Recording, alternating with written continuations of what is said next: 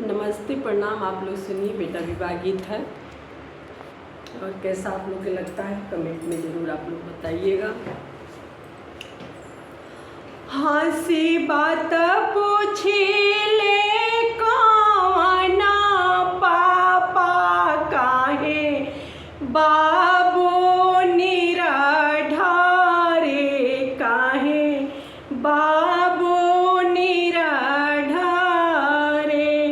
हंसी बात पूछी ले कौना चाचा काहे बाबू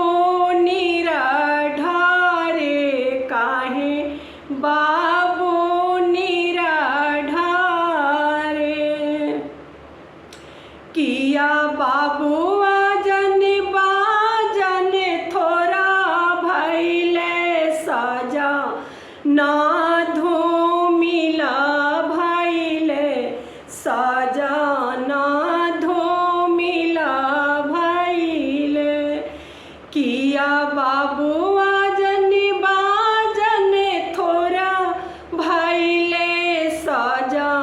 ना धूमिला भैले सजा ना धूमिला भैले। नाही पापा आजन बाजन थोड़ा भैले सजा ना धूमिला भैले सजा ना धूमिला भैले।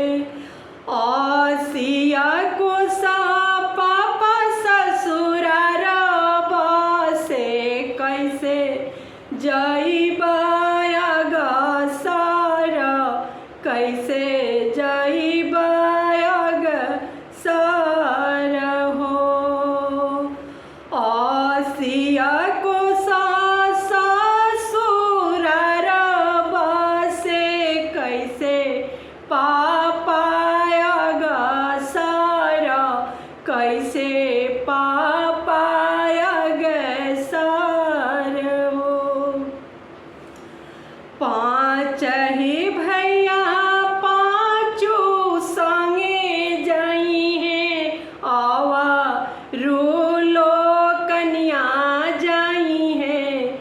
पाँच ही भैया पाँचू संगे जाई हैं आवा रूलो कन्या जाई है आवारूलो कन्या जाई है।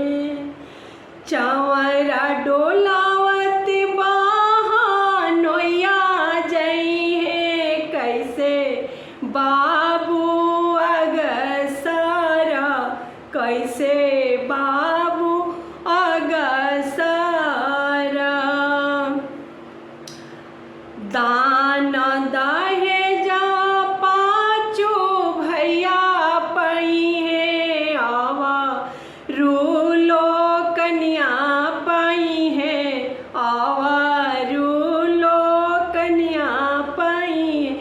पियर धोती बहनोइया पई है कैसे बाबू अगसरा कैसे बाबू अगसरा हो।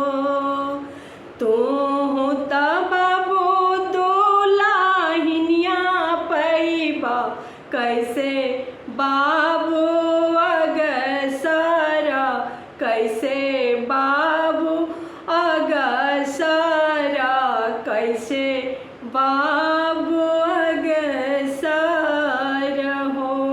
धन्यवाद दोस्तों। ये बेटा विवाह गीत कैसा लगा कमेंट में ज़रूर बताइएगा आप लोग।